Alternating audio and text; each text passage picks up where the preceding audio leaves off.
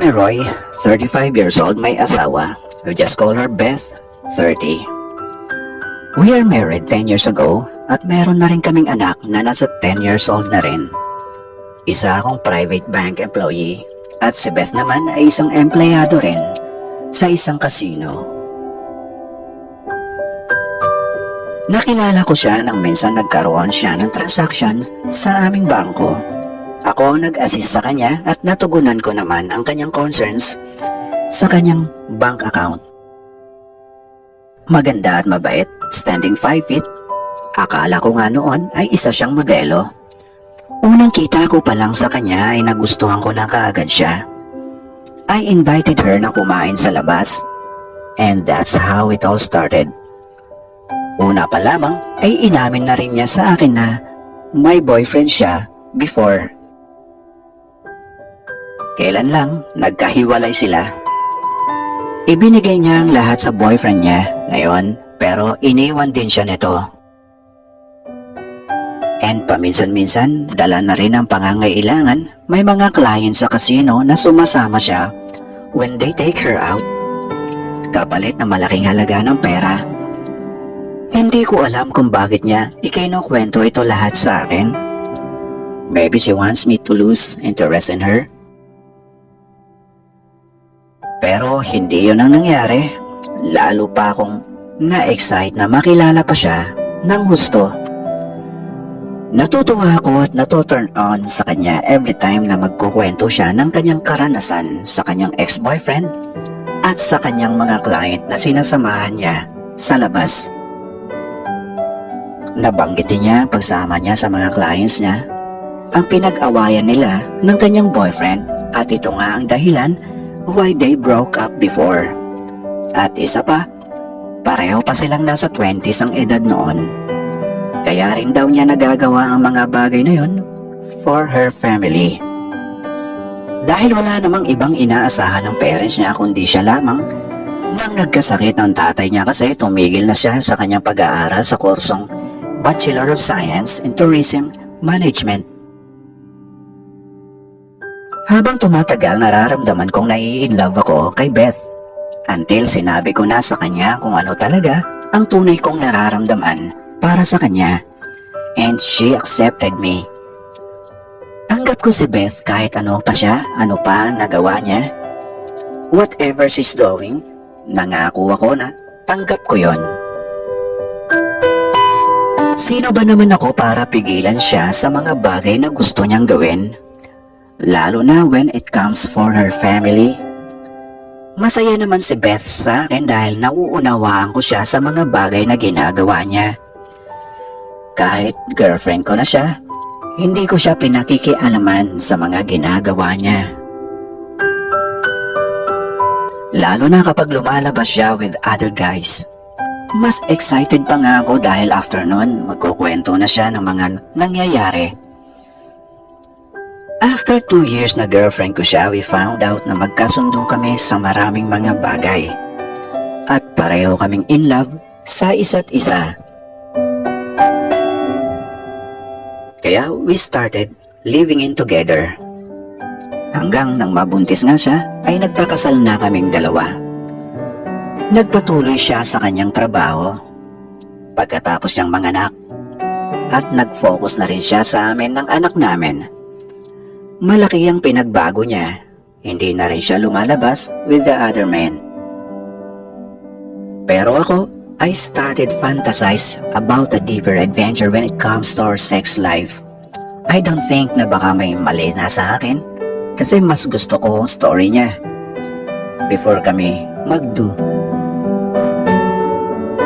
Until one day I asked her, "Babe, what if itry natin in reality yung fantasy ko?" Hindi ko ina-expect ang sagot ni Beth sa akin. Natuwa siya. How? Hanap tayo ng guy na makakasama natin na magjo-join sa atin. Yeah, I know, pero I mean, paano at saan tayo kukuha? Medyo hindi na ako nakapagsalita. Paano at saan kami kukuha ng magiging third wheel? Sa gay bar? Ayokong pumasok doon, baka mapagkamalan pa akong gay. sa FB, sa Twitter.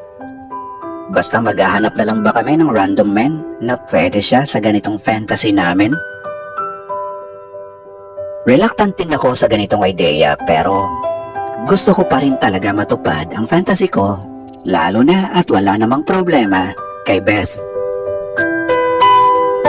Ang hirap hanggang isang dating site ang na-discover ko. At dito nga, nag-start akong gumawa ng account gamit ang name ng babae and profile pic ni wifey.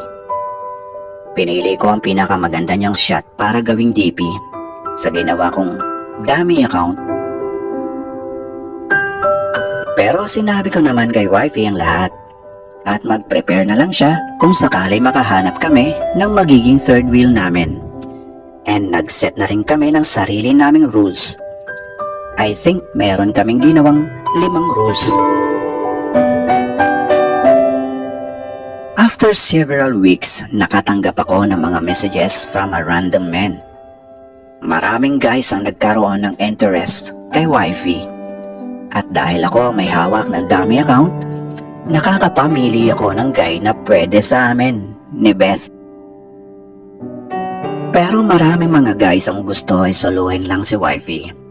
After ko sabihin na ganito ang gusto namin, umaayaw na sila. Hanggang isang guy ang nakasundo ko. Tawagin na lang natin siyang si Clyde.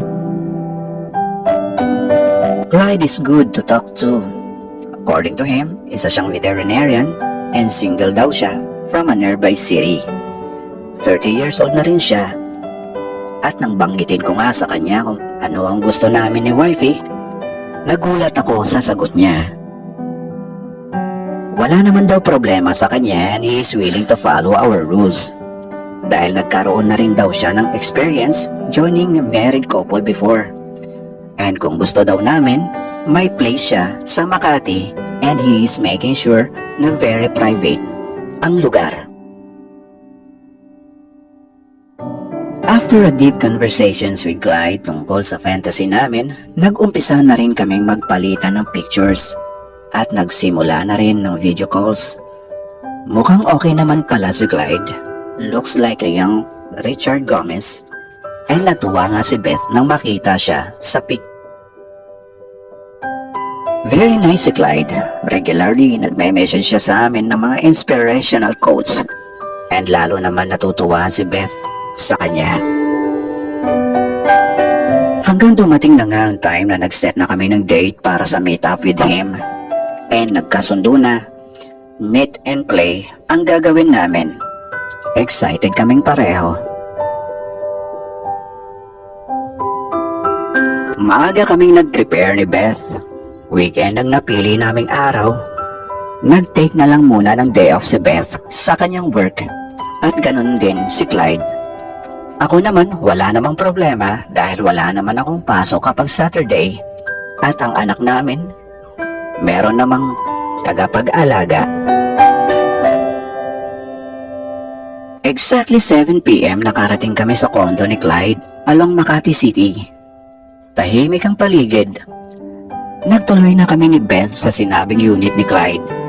Nasa 2nd floor at ramdam namin ang privacy ng place. Hanggang natuntun na nga namin ang unit ni Clyde. Pareho kaming kinakabahan ni Beth. Ibang klaseng kaba naman ang nararamdaman ko habang nasa tapat na kami ng pintuan ng unit ni Clyde. Lalo pa at naamoy ko ang pabango ni Beth at nagpaganda pa ng gusto ang asawa ko. Napayakap ako sa kanya saying na eto na to, mangyayari na ang fantasy natin.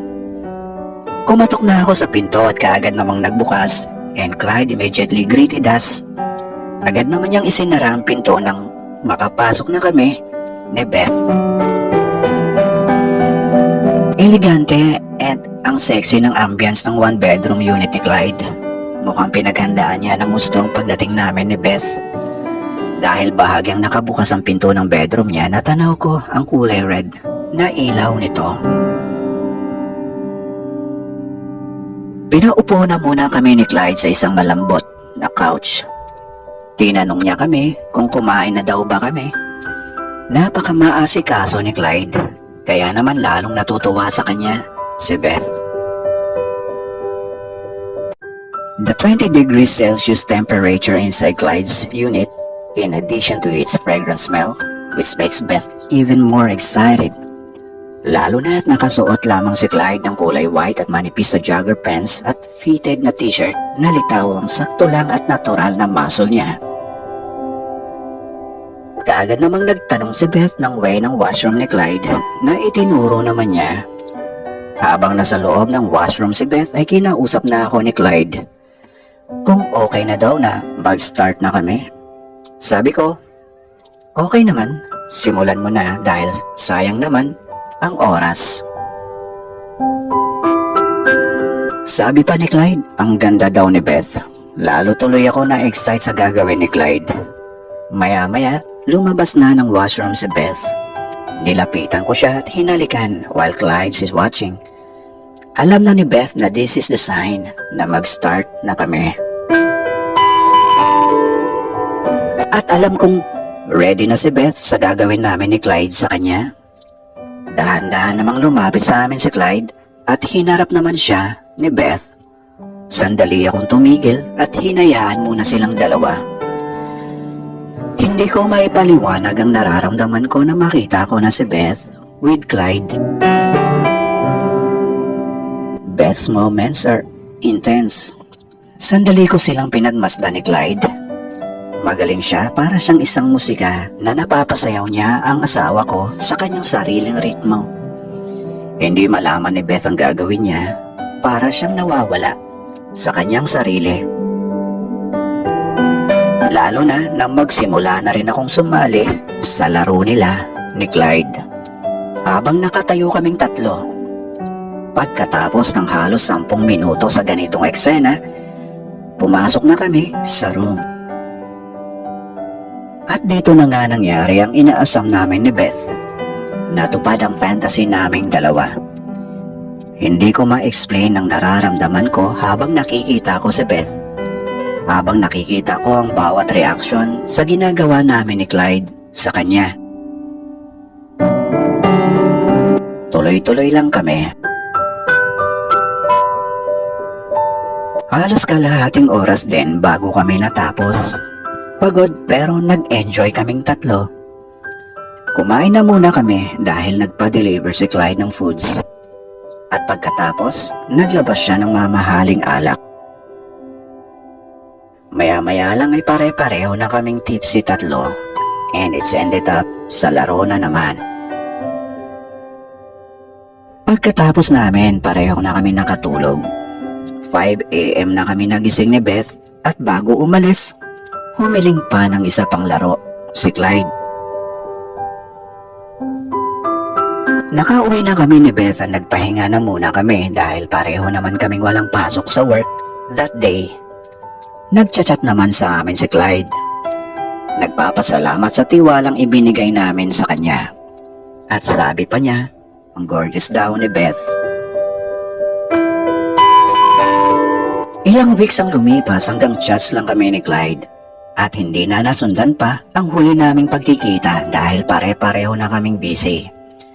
Until he introduced us sa kanyang mga friends. At nagulat ako dahil usually couple or married couples, karamihan. At mayroon palang isang community kung tawagin nila na open sa ganitong lifestyle. Isinali kami ni Clyde dito. Katagalan, nagkaroon nga ng meet and greet. Marami kaming nakilala ni Beth na mga mag-asawa na pareho kami ng gusto. Pareho kami ng fantasy. Hanggang naging kaibigan na namin sila, lalo na si Clyde. Pero mas gusto na namin na sa kapwa-couple din namin kami nakikipaglaro ni Beth. At si Clyde medyo nagtatampo na sa amin dahil hindi na namin siya nakakasama. After 2 years nagawa na ata namin lahat ni Beth at naisipan uli namin pagbigyan si Clyde. Kagaya uli noong una namin. Sa condo unit niya kami nagpunta. Okay naman, pare-pareho kaming masaya at nag-enjoy. After na nangyari sa kondo ni Clyde, napansin kong nagiging madalas na ang pag-chat niya kay Beth. As a friend, syempre, kinakausap naman siya ni Beth at wala namang problema doon. Pero ilang weeks ang lumipas, ganun pa rin si Clyde. Napapansin kong more on sweet messages na mga pinapadala niya kay Beth. Nag-usap na nga kami ni Beth tungkol dito. At inamin nga sa akin ni Beth na minsan pinuntahan daw siya ni Clyde sa work niya. At nagsabi na nga sa kanya na nai-inlove na daw sa kanya si Clyde. Kaya nga, pilit niyang iniiwasan ito. Nagulat ako sa sinabi ni Beth sa akin. Humingi siya ng sorry sa akin dahil hindi niya ito nasabi kaagad. Naiintindihan ko naman si Beth. Hindi naman niya kasalanan na ma-inlove sa kanya si Clyde. Nag-usap kami ni Beth na umalis na sa community. And si Clyde, kinausap ko rin siya tungkol sa feelings niya kay Beth. Sinabi ko sa kanya na hindi niya pwedeng ipilit ang nararamdaman niya sa asawa ko. Dahil pareho kaming nagmamahalan. At wala kaming problema ni Beth. Humingi naman ng pasensya sa akin si Clyde at nahiya na rin siya. Hindi na kami bumalik pa ni Beth sa lifestyle na yon. Nag-focus na lamang kami sa buhay namin. There are times na inaalala namin ang mga ginawa namin, pero hanggang doon na lang yon.